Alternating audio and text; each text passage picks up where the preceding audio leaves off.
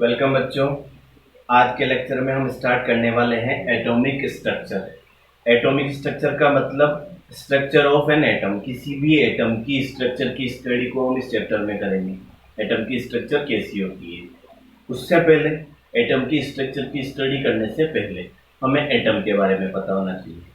तो हम एटम के बारे में पढ़ते हैं। सबसे पहले एटम क्या होता है, किसने उसको डिस्कवर किया और किस तरीके से डिफाइन किया जाता है। तो देखो इधर, सबसे पहले एटम के बारे में एक इंडियन साइंटिस्ट हुए, बोल सकते हैं इंडियन साइंटिस्ट, महर्षि कणाद, उन्होंने बताया। और महर्षि कणाद ने क्या बोला, matter is composed of simplest and unchangeable particles called atom. कोई भी मैटर सिंपलेस्ट और अनचेंजेबल पार्टिकल्स से बना होता है, जिसे क्या बोलते हैं, एटम कहते हैं। आ रही है बात समझ में। बट इसका कोई साइंटिफिक प्रूफ नहीं था, कोई साइंटिफिक थ्योरी भी नहीं थी। बाद में 1808 में एक साइंटिस्ट थे, जॉन डॉल्टन। जॉन डॉल्टन ने 1808 में atomic theory of matter propose की, जिसे डॉल्टन एटॉमिक थ्योरी भी बोला जाता है। उस थ्योरी में उन्होंने बताया कोई भी मैटर स्मॉलेस्ट और इंडिविजिबल पार्टिकल्स से बना होता है और ये पार्टिकल्स केमिकल रिएक्शंस में भी पार्टिसिपेट करते हैं। ठीक है, तो डॉल्टन एटॉमिक थ्योरी के according atom is the smallest and indivisible particle of matter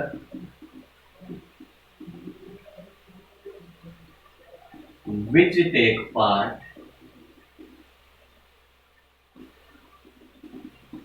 in chemical reactions। Atom क्या होता है, मैटर का स्मॉलेस्ट, सबसे छोटा, एंड इंडिविजिबल, जिसको फर्दर डिवाइड नहीं किया जा सकता। ठीक है, smallest and indivisible particle of matter which take part in chemical reaction, और जो केमिकल रिएक्शन में भी पार्टिसिपेट कर लेता है, उसे क्या कहते हैं, एटम कहते हैं, जॉन डॉल्टन के अकॉर्डिंग। इन्होंने जो थ्योरी दी वो साइंटिफिक प्रूफ के साथ दी, इसलिए डॉल्टन्स को, ठीक है, एटम्स की डिस्कवरी का क्रेडिट मिला। मतलब एटम की डिस्कवरी किसने की, जॉन डॉल्टन ने की। आ रही है बात समझ में। इसके साथ ही उन्होंने उनकी एटॉमिक थ्योरी में कुछ और बातें भी बोली। क्या क्या बातें बोली, दो बातें तो यही होगी। पहला, एटम मैटर का स्मॉलेस्ट एंड इंडिविजिबल पार्टिकल होता है। दूसरी बात, वो केमिकल रिएक्शंस में पार्टिसिपेट करता है। तीसरी बात, एटम जो होता है मैटर का फंडामेंटल पार्टिकल होता है, बेसिक पार्टिकल होता है। आ रही है बात समझ में। नेक्स्ट क्या बोला, एक ही एलिमेंट के जितने भी एटम्स होते हैं वो सब सेम होते हैं और उनकी प्रॉपर्टीज भी क्या होती है, सेम होती है। आ रही है बात समझ में। आगे देखो, डिफरेंट एलिमेंट्स के जो एटम होते हैं वो डिफरेंट होते हैं और उनकी प्रॉपर्टीज भी डिफरेंट होती है। ये सब बातें किसमें बताई गई, डॉल्टन की एटॉमिक थ्योरी में बताई गई। इसके अलावा क्या बोला गया, डॉल्टन की एटॉमिक थ्योरी में ये भी बोला गया एटम को ना तो क्रिएट किया जा सकता है ना ही डिस्ट्रॉय किया जा सकता है। तो ये कुछ इंपॉर्टेंट बातें किसने बताई, डॉल्टन ने अपनी एटॉमिक थ्योरी में बताई। अब जैसे डॉल्टन ने एटॉमिक थ्योरी दी, साइंटिस्ट परेशान। ठीक है, परेशान क्यों, वो एटम के बारे में और डिस्कवरी करने लगे। धीरे धीरे और साइंटिस्ट हुए और सबकी डिस्कवरी के बाद में मॉडर्न एटॉमिक थ्योरी को प्रपोज किया गया। ठीक है, बहुत सारे साइंटिस्ट हुए, बाद में हम जानते भी है, जैसे थॉमसन हुए, रदरफोर्ड हुए, नील्स बोर हुए।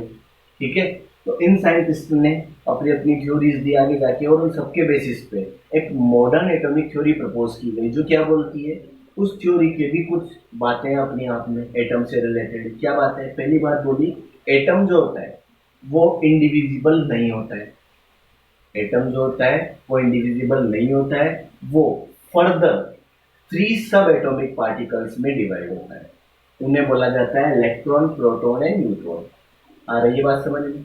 इनमें से इलेक्ट्रॉन जो है वो एटम के न्यूक्लियस के चारों ओर रिवॉल्व करता रहता है, और जो प्रोटॉन और न्यूट्रॉन होते हैं वो एटम के न्यूक्लियस में, मतलब सेंटर में प्रेजेंट होते हैं। आ रही है बात समझ में। और क्या बोला, इसके अकॉर्डिंग एक ही एलिमेंट के जो एटम्स होते हैं उनकी प्रॉपर्टीज डिफरेंट भी हो सकती है, सेम भी हो सकती है। क्यों? क्योंकि मॉडर्न एटॉमिक थ्योरी के अकॉर्डिंग कुछ ऐसे एटम्स देखे गए जिनके एटॉमिक नंबर तो सेम है, मतलब एक ही एलिमेंट के एटम है, बट उनके मास डिफरेंस है, जिन्हें आइसोटोप बोला गया। इसके अलावा क्या बोला गया? डिफरेंट एलिमेंट्स के भी कुछ ऐसे एटम्स हो सकते हैं जिनकी प्रॉपर्टीज सेम हो सकती है। जैसे कैल्शियम का मास 40 होता है, ऑर्गन का मास भी 40 होता है। दोनों का मास सेम हो गया, मतलब प्रॉपर्टी सेम होगी, जबकि एटम्स क्या है? डिफरेंट डिफरेंट एलिमेंट्स के। तो डिफरेंट एलिमेंट्स के एटम्स की प्रॉपर्टी भी सेम हो सकती है। ऐसे टाइप के एटम्स को आइसोबार बोला गया। आ रही है बात समझ में? ठीक है। तो कुछ बातें जो एटॉमिक मॉडर्न एटॉमिक थ्योरी में दी गई, उन्होंने डाल्टन एटॉमिक थ्योरी को क्या कर दिया? फेल कर दिया। ठीक है। अब इन पे ज्यादा बात अपन नहीं करेंगे। अपन देखते हैं इसके बाद में मॉडर्न एटॉमिक थ्योरी के अकॉर्डिंग क्या बोला गया।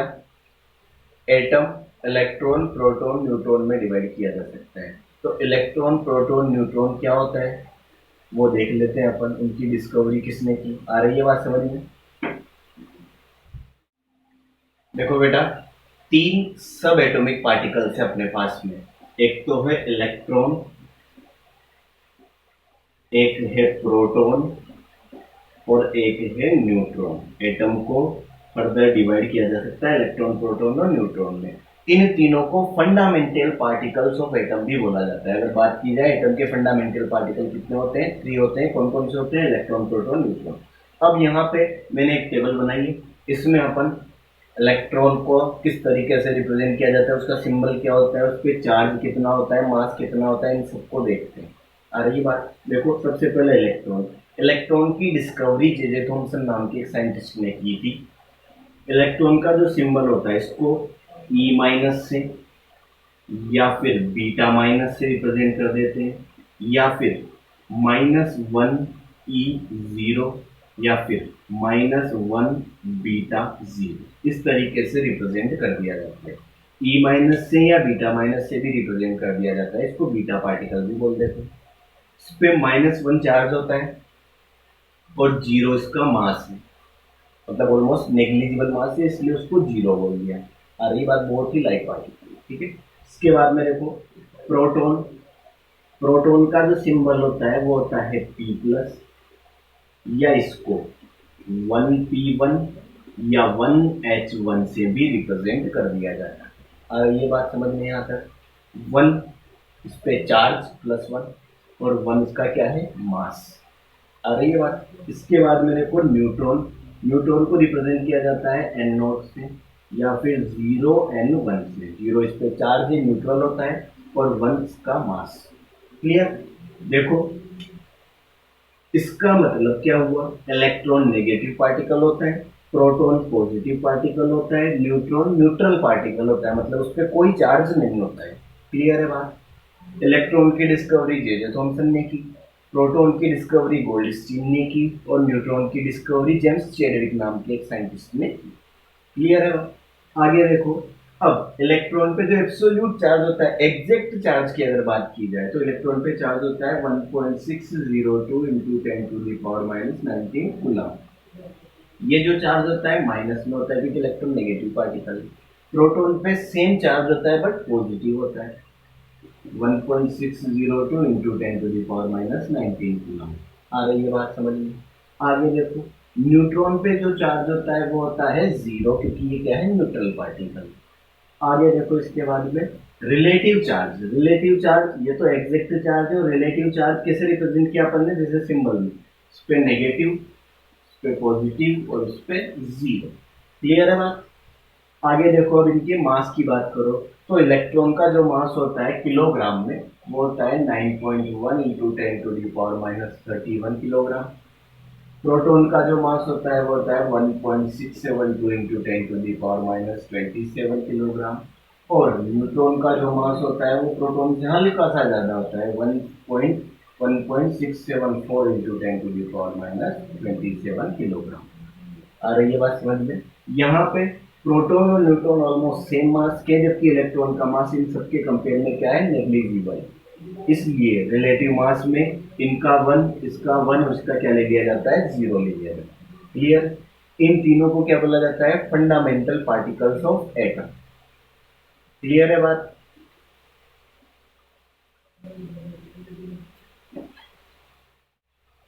अब आगे देखो बेटा, एटम में फंडामेंटल पार्टिकल्स के अलावा कुछ और भी पार्टिकल्स हो सकते हैं, उन्हें सब एटॉमिक पार्टिकल बोल दिया जाता है। तो कुछ अदर सब एटॉमिक पार्टिकल्स जो हैं वो क्या क्या हो सकते हैं, ध्यान दो। सबसे पहला अपन लेते हैं पॉजिट्रॉन। इलेक्ट्रॉन, प्रोटॉन, न्यूट्रॉन तो फंडामेंटल पार्टिकल है, उसके अलावा और भी सब एटॉमिक पार्टिकल्स हो सकते हैं। वो कौन सा है? पहला पॉजिट्रॉन। पॉजिट्रॉन जो है उसे एंटी इलेक्ट्रॉन भी बोलते हैं, पॉजिट्रॉन को एंटी इलेक्ट्रॉन भी बोलते हैं। इसका जो सिंबल होता है वो होता है ई प्लस या बीटा प्लस, या फिर क्या हो सकता है, तो ई प्लस, या फिर क्या होता है 1E0 या 1β0। ये सब किसके सिंबल है? पॉजिट्रॉन या एंटी इलेक्ट्रॉन के सिंबल। इसको एंटी इलेक्ट्रॉन क्यों बोलते हैं? क्योंकि इसकी सभी प्रॉपर्टीज इलेक्ट्रॉन की जैसी है, केवल जो चार्ज है वो यहाँ पे क्या हो जाता है? पॉजिटिव हो जाता है। आ रही है बात समझ में? बाकी इसका मास जो है वो सब किसके बराबर है? इलेक्ट्रॉन के बराबर है। ये पहला पार्टिकल हो गया अपने पास में पॉजिट्रॉन। इसकी जो डिस्कवरी की गई थी वो कार्ल एंडरसन नाम के साइंटिस्ट ने की। ये दूसरा जो पार्टिकल है वो है एंटी प्रोटॉन। दूसरा पार्टिकल जो है वो क्या है? Anti proton. ठीक है, इसे रिप्रेजेंट किया जाता है P माइनस या फिर -1P1। ठीक है, ये क्या है? Anti proton. एंटी प्रोटॉन क्यों बोला? इसकी सभी प्रॉपर्टीज प्रोटॉन के जैसी है, केवल साइन क्या है? प्रोटॉन से डिफरेंट। प्रोटॉन पॉजिटिव होता है, ये नेगेटिव पार्टिकल होता है। क्लियर है बात? इसकी डिस्कवरी, जो एंटी प्रोटॉन है इसकी डिस्कवरी, ठीक है, एमिलियो सेग्रे नाम के साइंटिस्ट ने की। क्लियर? नेक्स्ट थर्ड पार्टिकल जो है वो है मेसोन। मेसोन जो पार्टिकल होते हैं वो पॉजिटिव भी हो सकते हैं, नेगेटिव भी हो सकते हैं और न्यूट्रल भी हो सकते हैं। आ रही है बात समझ में?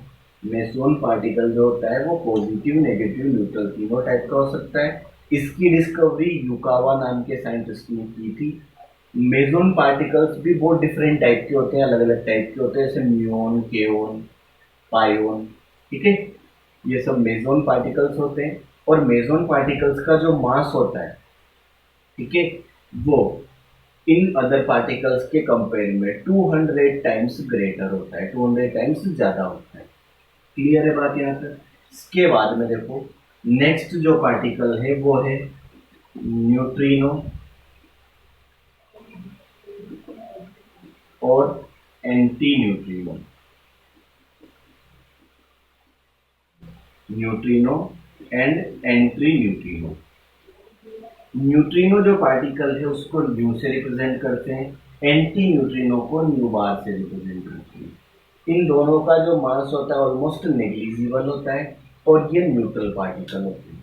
इनकी डिस्कवरी पॉलिंग नाम के साइंटिस्ट ने की। तो ये कुछ अदर सब एटॉमिक पार्टिकल्स हैं फंडामेंटल पार्टिकल्स के अलावा। क्लियर? इनकी भी अपने को नॉलेज होनी चाहिए।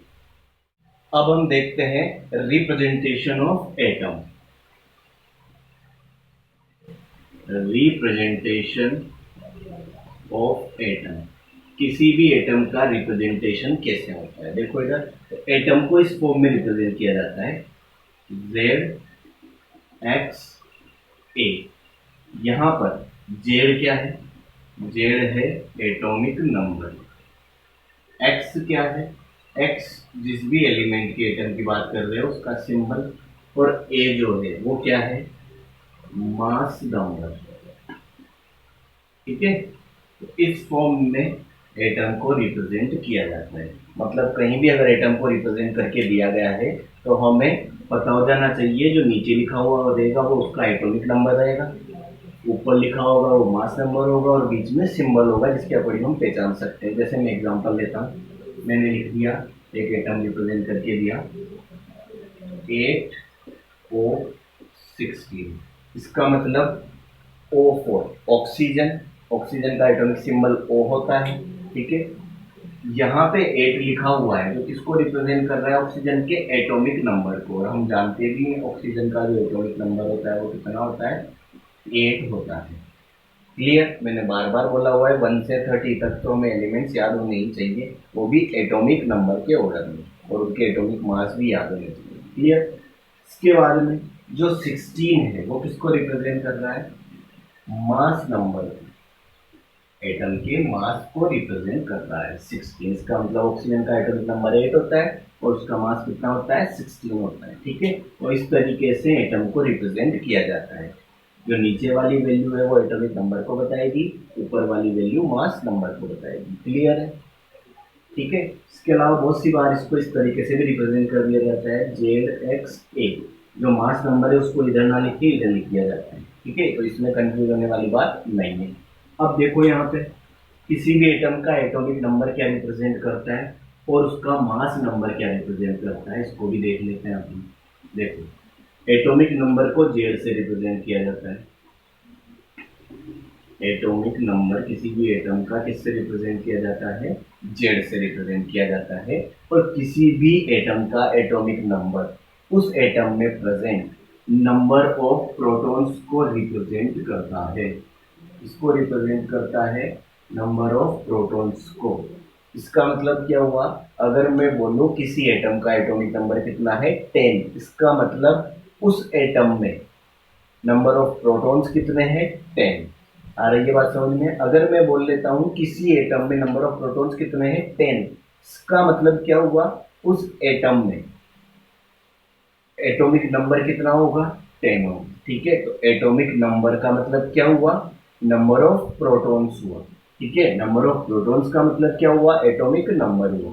ठीक है, और ये ध्यान रखना, किसी भी एटम में उसका एटॉमिक नंबर हमेशा उसके नंबर ऑफ प्रोटॉन्स के इक्वल होगा। किसी भी एटम के लिए atomic number number of protons के इक्वल होगा।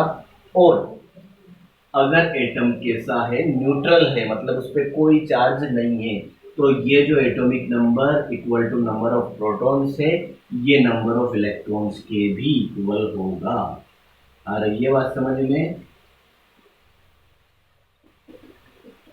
ये हमेशा ध्यान रखना, किसी भी एटम का एटॉमिक नंबर उसके नंबर ऑफ प्रोटॉन्स के इक्वल होगा। और अगर एटम न्यूट्रल है तो फिर ये number of proton number of electrons के भी इक्वल होगी। यहाँ पे कोई कंडीशन नहीं है, यहाँ पे कंडीशन है एटम के साथ होना चाहिए न्यूट्रल। अगर एटम न्यूट्रल होगा तो ही atomic number number of electron के और number of proton number of electron के इक्वल होंगे। ठीक है, तो number of proton atomic number के इक्वल होंगे, और अगर एटम न्यूट्रल है तो नंबर ऑफ इलेक्ट्रॉन्स के भी इक्वल होंगे। क्लियर है बात? यहाँ तक कोई कंफ्यूजन नहीं होना चाहिए। जैसे मैंने एक सिंबल दे दिया तुम्हें 2He4, सिंपल सही दे दिया। He हीलियम को रिप्रेजेंट कर रहा है, 2 किसको बता रहा है? इसके एटॉमिक नंबर को। तो एटॉमिक नंबर कितना है? 2। मास नंबर कितना है? 4। मास नंबर को A से रिप्रेजेंट करते हैं। क्लियर। अब मैं पूछूं इसमें नंबर ऑफ प्रोटॉन्स भी बताओ, नंबर ऑफ इलेक्ट्रॉन्स भी बताओ, तो नंबर ऑफ प्रोटॉन किसके बराबर होते हैं? एटॉमिक नंबर के बराबर। तो प्रोटॉन जो, और यहाँ पे इस पे कोई चार्ज है क्या? नहीं है, तो जो नंबर ऑफ इलेक्ट्रॉन है वो भी कितने होंगे? 2 होंगे। आ रही है बात यहाँ तक समझ में? इसके बाद में अब देखते हैं अपन मास नंबर। किसी भी एटम का मास नंबर क्या होता है? मास नंबर को कैपिटल ए से रिप्रेजेंट किया जाता है, और किसी भी एटम का मास नंबर उस एटम के न्यूक्लियस में प्रेजेंट प्रोटॉन और न्यूट्रॉन्स का सम होता है। आ रही है बात समझ में? किसी भी एटम का जो मास नंबर होता है वो उस एटम के न्यूक्लियस में प्रेजेंट प्रोटॉन्स और न्यूट्रॉन्स की नंबर का सम होता है। मतलब number of protons plus number of neutron is equals to mass number of atom. Clear. Mass number को ए से रिप्रेजेंट करते हैं, A is equals to P plus और n0। पी प्लस प्रोटॉन को, n0 न्यूट्रॉन को बता रहा है। क्लियर है बात? और हम ये भी जानते हैं किसी एटम में जो प्रोटॉन होते हैं, प्रोटॉन की नंबर ही एटॉमिक नंबर के इक्वल होती है। इसका मतलब जो मास नंबर होता है वो एटॉमिक नंबर और नंबर ऑफ न्यूट्रॉन्स का सम भी बोला जा सकता है। Is that clear? यहां से हम नंबर ऑफ न्यूट्रॉन्स भी निकाल सकते हैं अगर नंबर ऑफ न्यूट्रॉन्स निकालने हैं तो मास नंबर में से एटॉमिक नंबर को लेस कर दो। क्लियर? ये जो रिलेशन है ये हमें ध्यान में होने चाहिए, इससे बहुत सारे न्यूमेरिकल्स इजीली हो जाते हैं। क्लियर है बात बेटा? न्यूट्रॉन्स की नंबर के लिए एटम के मास नंबर में से उसके एटॉमिक नंबर को लेस कर दो। एटॉमिक नंबर बोल लो या नंबर ऑफ प्रोटॉन्स बोल लो। क्लियर है बात? यहाँ तक कोई दिक्कत होनी नहीं चाहिए। ठीक, उसके अलावा ये चीज भी ध्यान रखना, मैंने पहले भी बताई है, अभी फिर बता रहा हूँ। कोई भी एटम, उसमें सेंटर में क्या होता है? न्यूक्लियस होता है। न्यूक्लियस में प्रोटॉन और न्यूट्रॉन प्रेजेंट होते हैं, और इलेक्ट्रॉन हम जानते हैं न्यूक्लियस के अराउंड सर्कुलर पाथ में क्या होता रहता है? रिवॉल्व करता रहता है। हम जानते हैं, नहीं जानते तो अब ध्यान रखना। न्यूक्लियस में, किसी भी एटम में सेंटर में न्यूक्लियस होता है। न्यूक्लियस में प्रोटॉन न्यूट्रॉन होते हैं, और इलेक्ट्रॉन क्या होते हैं? एटम के न्यूक्लियस के चारों ओर सर्कुलर पाथ में रिवॉल्व करते रहते हैं। क्लियर है बात? इन दोनों को, प्रोटॉन और न्यूट्रॉन को, जो न्यूक्लियस में होते हैं, उनको कंबाइंडली प्रोटॉन और न्यूट्रॉन को क्या बोला जाता है? न्यूक्लियॉन बोला जाता है। ये भी ध्यान रखना, ठीक है? प्रोटॉन और न्यूट्रॉन जो न्यूक्लियस में रहते हैं, कंबाइंडली उन्हें क्या बोला जाता है? कलेक्टिवली क्या बोला जाता है? न्यूक्लियॉन बोला जाता है। क्लियर है बात बेटा यहाँ तक? आगे एक और इम्पोर्टेंट बात हम सीखते हैं, इसमें जनरली बच्चे कंफ्यूज होते हैं, तो वो कंफ्यूजन ना हो इसलिए मैं पहले से बता रहा हूँ। देखो, कोई भी न्यूट्रल एटम का मतलब क्या समझते हैं? उस पर कोई भी चार्ज नहीं है। क्लियर? कोई भी न्यूट्रल एटम, सपोज वो न्यूट्रल एटम क्या है? एक्स। अब देखो, कोई भी एटम में ओनली इलेक्ट्रॉन्स एक्सचेंज हो सकते हैं, मतलब कोई भी एटम इलेक्ट्रॉन्स दे सकता है या इलेक्ट्रॉन्स गेन कर सकता है। कभी भी प्रोटॉन न्यूट्रॉन की लेन देन नहीं होगी, ट्रांसफर नहीं होगा। ये बात पहले क्लियर रखना। ऑलवेज कोई भी एटम कोई भी इलेक्ट्रॉन गेन कर सकता है, इलेक्ट्रॉन दे सकता है। ठीक है? अगर मतलब इन फंडामेंटल पार्टिकल्स में से किसी का ट्रांसफर होगा तो वो ओनली किसका होगा? इलेक्ट्रॉन का। प्रोटॉन न्यूट्रॉन कभी भी डिस्टर्ब नहीं होंगे, ये क्लियर रखना। ठीक, उसके बाद में आगे देखो, कोई भी न्यूट्रल एटम, न्यूट्रल मतलब जिस पर चार्ज नहीं है, कोई भी न्यूट्रल एटम अगर इलेक्ट्रॉन गेन करता है तो क्या बनता है? नेगेटिव आयन बनता है। क्या बोल रहा हूं? कोई भी न्यूट्रल एटम इलेक्ट्रॉन गेन करेगा तो क्या बनेगा? नेगेटिव आयन बनेगा। क्लियर? आयंस दो टाइप के होते हैं, हम जानते हैं। आयंस मतलब चार्ज स्पीशीज, जिन स्पीशी पे चार्ज है। चार्ज दो टाइप के होते हैं, पॉजिटिव और नेगेटिव। तो आयंस भी दो टाइप के होते हैं, तो नेगेटिव आयन जिसको एनायन भी बोला जाता है, और एक पॉजिटिव आयन जिसको केटायन भी बोला जाता है। ठीक है? जब भी न्यूट्रल एटम इलेक्ट्रॉन गेन करेगा तो नेगेटिव आयन बनेगा। नेगेटिव आयन का मतलब इस एटम पे कौन सा चार्ज आ जाएगा? नेगेटिव। और ये नेगेटिव चार्ज कितना आएगा? जितने वो एटम इलेक्ट्रॉन गेन करेगा। जैसे यहाँ इसने n इलेक्ट्रॉन गेन किए तो इस पे नेगेटिव चार्ज कितना आ जाएगा? n आ जाएगा। क्लियर है बात? ये बात ध्यान रखना।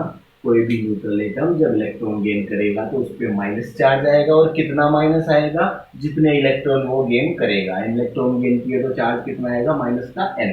और इसे क्या बोलेंगे? इसे बोलेंगे निगेटिव आयन, और निगेटिव आयन को क्या बोला जाता है? An ion. क्लियर है बात? जैसे सल्फर, एस मतलब सल्फर, उसने 2 इलेक्ट्रॉन गेन किए तो सल्फर पे नेगेटिव चार्ज आएगा, और कितना आएगा? 2 इलेक्ट्रॉन गेन किए तो नेगेटिव में 2 चार्ज आएगा, S2 माइनस या S-2। अब ये क्या बन गया? आयन बन गया। इसे क्या बोला जाएगा? आयन बोला जाएगा। अब ये एटम नहीं था, और कौन सा आयन है ये? एन आयन, क्योंकि ये नेगेटिवली चार्ज है। ठीक है? और उसके अलावा और क्या बात ध्यान रखनी है? जब भी कोई नेगेटिव आयन होगा तो उस नेगेटिव आयन में जो नंबर ऑफ इलेक्ट्रॉन हैं वो नंबर ऑफ प्रोटॉन से ज्यादा होंगे। क्लियर? जबकि न्यूट्रल में क्या होता था? Number of proton number of electron के बराबर थे।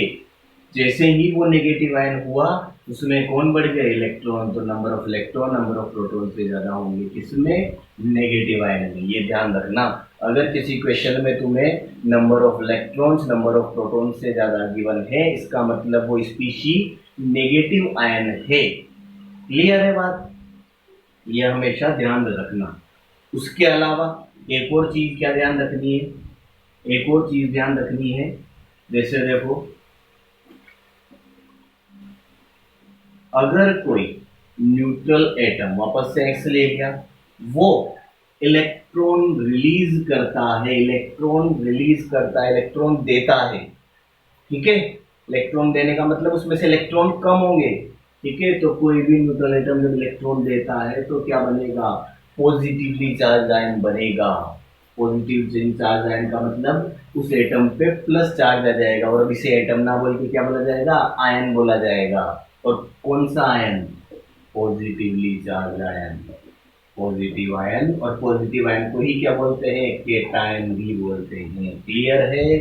उसके बाद में कोई भी न्यूट्रल एटम जितने इलेक्ट्रॉन देगा उस पे उतना ही पॉजिटिव चार्ज आएगा। जैसे इसने n इलेक्ट्रॉन दे दिए तो पॉजिटिव में कितना चार्ज आएगा, n चार्ज आएगा। क्या बोल रहा हूं, कोई भी न्यूट्रल एटम इलेक्ट्रॉन रिलीज करता है तो उस पर पॉजिटिव चार्ज आएगा, मतलब वो पॉजिटिव आयन या केटायन में बदल जाएगा। और उस पे कितना पॉजिटिव चार्ज आएगा, जितने वो इलेक्ट्रॉन रिलीज करेगा, देगा। क्लियर है बात। और ये और ध्यान रखना, न्यूट्रल एटम में तो number of proton number of electron के इक्वल होते थे, बट जैसे ही पॉजिटिव आयन बन गया उसमें नंबर ऑफ प्रोटॉन्स ज्यादा हो जाएंगे, किससे, नंबर ऑफ इलेक्ट्रॉन्स से। क्यों, क्योंकि इलेक्ट्रॉन्स कम हो गए, प्रोटॉन तो वही है, इलेक्ट्रॉन्स कम हो गए। तो जैसे ही आयन बना उसमें प्रोटॉन की नंबर इलेक्ट्रॉन से क्या रहेगी, ज्यादा रहेगी। इसका मतलब प्रोटॉन बड़े नहीं है, इलेक्ट्रॉन कम हुए। प्रोटॉन न्यूट्रॉन ऑलवेज सेम रहेंगे, जो भी चेंज होगा किस में होगा, नंबर ऑफ इलेक्ट्रॉन्स में होगा। Is that clear. जैसे एग्जांपल, आयरन, आयरन ने 2 इलेक्ट्रॉन क्या किए, रिलीज किए। माइनस का मतलब कम हो रहे हैं, रिलीज कर दिए, ठीक है। तो आयरन ने 2 इलेक्ट्रॉन कम किए तो उस पे जैसे इलेक्ट्रॉन कम करेंगे पॉजिटिव चार्ज आएगा। कितने इलेक्ट्रॉन कम किए, 2, तो उस पर पॉजिटिव में कितना चार्ज आएगा, 2। यहाँ पे आयरन का एटॉमिक नंबर है 26, इसका मतलब इसमें 26 प्रोटॉन है और 26 ही इलेक्ट्रॉन है। कब, जब ये न्यूट्रल है। जैसे ही इस पे पॉजिटिव चार्ज आया, मतलब ये पॉजिटिव आयन केटायन बना, इसमें नंबर ऑफ प्रोटॉन्स तो अभी भी कितने रहेंगे, 26 ही रहेंगे, क्योंकि इसका एटॉमिक नंबर 26 है और प्रोटॉन में चेंज नहीं हुआ है। बट नंबर ऑफ इलेक्ट्रॉन्स पहले कितने थे, 26, अब 2 इलेक्ट्रॉन कम हो गए तो कितने बचे, 24। तो क्या हुआ यहाँ पे, number of proton number of electrons से ज्यादा हो गए। यही मैंने बोला है। Is that clear. ये चीज हमेशा ध्यान रखना, वरना बच्चे कंफ्यूज होते हैं। जैसे ही इलेक्ट्रॉन रिलीज किया पॉजिटिव आयन बना, इसका मतलब नंबर ऑफ प्रोटॉन्स बढ़ गए, बड़े नहीं, इलेक्ट्रॉन कम हुए हैं। दोनों चीज में डिफरेंस है। प्रोटॉन बढ़ना मतलब इलेक्ट्रॉन्स कम हुए, इस वजह से प्रोटॉन ज्यादा हो गए अब, वरना नंबर ऑफ प्रोटॉन्स तो यहाँ भी जो है वही, यहाँ पे इलेक्ट्रॉन्स कम हो गए, इसलिए मेजरली प्रोटॉन बड़े हुए दिख रहे हैं। क्लियर है बात, इस चीज में कंफ्यूज नहीं होना है। ये क्वेश्चन के लिए बहुत इंपॉर्टेंट चीज है। क्या, कोई भी न्यूट्रल एटम, वैसे तो बोला जाता है न्यूट्रल गैसियस एटम, कोई भी न्यूट्रल गैसियस एटम जब इलेक्ट्रॉन देगा, इलेक्ट्रॉन रिलीज करेगा, तो उस पर पॉजिटिव चार्ज आएगा, मतलब वो पॉजिटिव आयन केटायन बनेगा। और जो पॉजिटिव चार्ज आएगा वो किसके बराबर होगा, जितने इलेक्ट्रॉन उसने रिलीज किए। वैसे ही कोई neutral gaseous atom electron gain करेगा तो उस पर निगेटिव चार्ज आएगा, मतलब वो निगेटिव आयन बन जाएगा, एनायन बन जाएगा। और कितना निगेटिव चार्ज आएगा, जितने इलेक्ट्रॉन वो गेन कर रहा है। Is that clear. अब इससे रिलेटेड अपन एक दो न्यूमेरिकल लेते हैं, उनको सीखते हैं। देखो, फर्स्ट क्वेश्चन मैंने लिया है, calculate number of protons neutrons electrons in 35 Br80। ये एक सिंबल दिया हुआ है, Br मतलब ब्रोमीन के लिए, और इसमें अपने को प्रोटॉन न्यूट्रॉन इलेक्ट्रॉन कैलकुलेट करके बताना है। देखो, ये जो सिंबल है, ऐसा सिंबल मैंने एटम को रिप्रेजेंट करने के लिए बताया हुआ है। ये किसको रिप्रेजेंट करेगा, एटॉमिक नंबर को। तो atomic number Z equals to कितना हुआ, 35। क्लियर। एक बार अगर कंफ्यूजन हो तो सिंबल लिख लो। यहाँ जो होता है वो एटॉमिक नंबर को रिप्रेजेंट करता है, यहाँ जो होता है वो मास नंबर को। तो एटॉमिक नंबर कितना है, 35, मास नंबर कितना है, 80। क्लियर है बात। अब उसके बाद में हम क्या जानते हैं, हम जानते हैं जो एटॉमिक नंबर होता है वो नंबर ऑफ प्रोटॉन्स के इक्वल होता है किसी भी एटम में। आ रही है बात समझ में? किसी भी एटम में एटॉमिक नंबर ऑफ प्रोटॉन्स के इक्वल होता है। तो यहाँ से नंबर ऑफ प्रोटॉन्स कितने आ गए अपने पास में? 35 आ गए। क्लियर है? उसके बाद में हम जानते हैं जो एटॉमिक मास है या मास नंबर है वो किसके इक्वल होता है? ए इक्वल्स टू होता है पी प्लस और N naught, number of protons plus number of electrons के इक्वल होता है। क्लियर? मास नंबर हमारे पास में 80 है, प्रोटॉन्स हमारे पास में कितने आए? 35, और न्यूट्रॉन्स की वैल्यू हम निकाल लेंगे। यहाँ से न्यूट्रॉन्स अगर निकालते हैं तो कितना आएगा? 85 माइनस 35 कितना हो जाएगा? न्यूट्रॉन्स 45 हो जाएगा। क्लियर? प्रोटॉन्स निकाल लिए, न्यूट्रॉन्स निकाल लिए। उसके बाद में एक और चीज मैंने बताई है, जब भी कोई एटम न्यूट्रल होता है तो उसमें एटॉमिक नंबर ऑफ प्रोटॉन्स और नंबर ऑफ इलेक्ट्रॉन्स तीनों सेम होते हैं। यहाँ पे ये न्यूट्रल है, इस पे कोई चार्ज नहीं है, इसलिए जो नंबर ऑफ प्रोटॉन्स है वही नंबर ऑफ इलेक्ट्रॉन्स है। तो फाइनली हमारे पास प्रोटॉन्स कितने हैं इसमें? 35, इलेक्ट्रॉन्स कितने हैं? 35, और न्यूट्रॉन्स कितने हैं? 45। क्लियर है? इस तरीके से क्वेश्चन को सोल्व कर लेना है। सेकंड क्वेश्चन है अपने पास, number of electron, proton and neutron are 18, 16, 16 respectively, give the symbol of atom. एक एटम है जिसमें number of electron, proton, neutron हमें दिए हुए हैं। कितने? इलेक्ट्रॉन तो कितने हैं? 18, प्रोटॉन्स कितने हैं? 16, और न्यूट्रॉन्स कितने हैं? 16। ये हमें गिवन है और सिंबल ऑफ एटम पूछा है, मतलब जिस तरीके से अपन एटम को रिप्रेजेंट करते हैं वो लिखना है। सिंबल का मतलब पूरा रिप्रेजेंटेशन ऑफ एटम लिखना है। ठीक, देखो एटम का रिप्रेजेंटेशन कैसे किया जाता है? ZXA, मतलब हमें उसका एटॉमिक नंबर चाहिए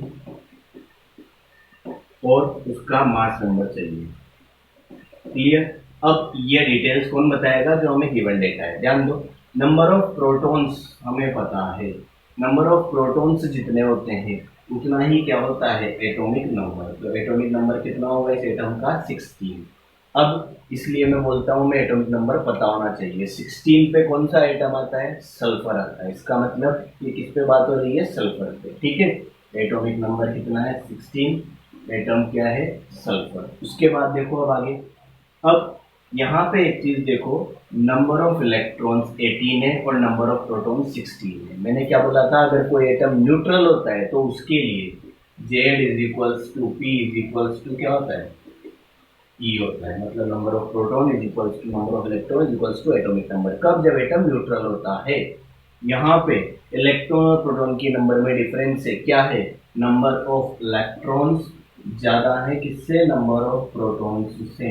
और मैंने बताया है जब भी नंबर ऑफ इलेक्ट्रॉन ज्यादा होंगे किसी एटम के लिए नंबर ऑफ प्रोटॉन से, इसका मतलब वो नेगेटिवली चार्ज आयन होगा। क्या होगा? एनायन। मतलब यहाँ पे जो सल्फर है वो एटम नहीं है न्यूट्रल, वो आयन है। वो भी कौन सा? Negatively charge ion. क्लियर है? और नेगेटिवली चार्ज आयन पे चार्ज कितना आएगा ये कैसे बताना है? जितने इलेक्ट्रॉन वो गेन करेगा। कैसे पता लगाओगे? देखो, अगर ये न्यूट्रल होता तो इसमें 16 प्रोटॉन होते, 16 एटॉमिक नंबर होता और इलेक्ट्रॉन भी 16 होते। बट इसमें इलेक्ट्रॉन कितने हैं? 18। इसका मतलब 2 इलेक्ट्रॉन इसने गेन किए। जितने इलेक्ट्रॉन गेन करेगा उतना ही क्या आएगा? Negative charge. तो यहाँ पे सल्फर पे 2 माइनस 2 नेगेटिव चार्ज भी आएंगे। तो 16 सल्फर 2 माइनस इस पे चार्ज होगा। उसके बाद में क्या लिखना होता है? Mass number. तो मास नंबर क्या होता है? मास नंबर इक्वल्स टू होता है number of protons plus number of electrons. Number of proton 16, number of electron भी 16, sorry neutron, number of proton plus number of neutron. Number of proton 16 है, number of neutron भी कितने हैं? 16। तो mass number is equals to क्या हो जाएगा? 16 proton 16 electron 32।